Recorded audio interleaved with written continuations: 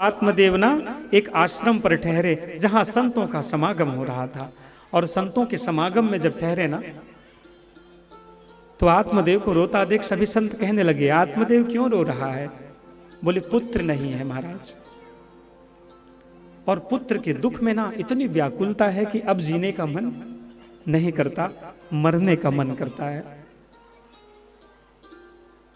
और जैसे ही आत्मदेव ने यह कहा ना, तो उसी समय संत कहने लगे कि हे आत्मदेव, व्यक्ति को अपने जीवन में 3 बातें विशेष ध्यान देनी चाहिए।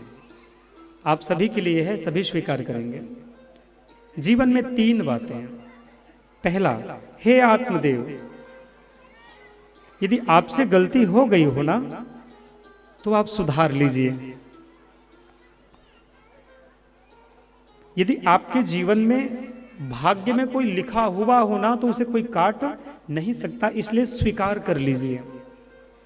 आत्मदेव को संतों ने कहा, यदि तू मर जाएगा तो तुम्हारा बेटा होने वाला, इसलिए मरने से अच्छा है जी ले, क्योंकि भगवान ने जो जीवन दिया है वो मरने के लिए नहीं। ऐसा कोई जरूरी थोड़ी है कि बेटा होगा तभी तुम जी लोगे, बेटा नहीं होगा तो नहीं जी लोगे। और इसके मिसाल हैं हमारे जो संत महात्मा हैं, हमारे इस पृथ्वी के तप करने वाले योगी हैं, साधक हैं, उनको देखे हैं आप? उन्हें कभी अपने परिवार का मोह है क्या भला? उनको आवश्यकता पड़ी क्या अपने पुत्र की कि मेरा पुत्र आएगा तभी मुझे भोजन देगा? अरे वो तो जिस रास्ते पर निकलते वहीं पर उसका पुत्र निकल जाता है और वो पुत्र उसे भोजन देता है। बोले वृंदावन बिहारी लाल की जय हो। जिस पथ पर वो निकल जाए उस पथ पर उसका पुत्र खड़ा हो जाता है। कौन कहता है कि जन्म देने वाला बेटा ही बेटा होता है महाराज? आज संत ने कहा कि आत्मदेव, ऐसे पुत्र के लिए मरने की आवश्यकता नहीं। क्यों मरने का विचार कर रहा है? छोड़ो ऐसे पुत्र को। तो इसलिए भाग्य में है, स्वीकार लो।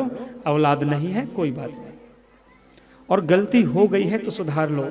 यदि हो सकता है कि तुम्हारे सुधारने से तुम्हारे जीवन में परमात्मा औलाद दे दे, तो खाली बैठो भी मत, अपनी गलतियां सुधारो, ताकि आपके जीवन में पुत्र का सुख आ जाए। पर रोने से कुछ बनने वाला नहीं। न तो जीवन सुधरेगा, न मरण सुधरेगा, दोनों खत्म हो जाएंगे।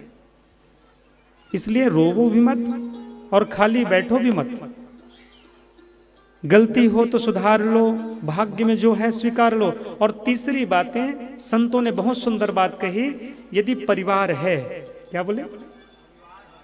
यदि परिवार है, सौभाग्यशाली को मिलता है परिवार।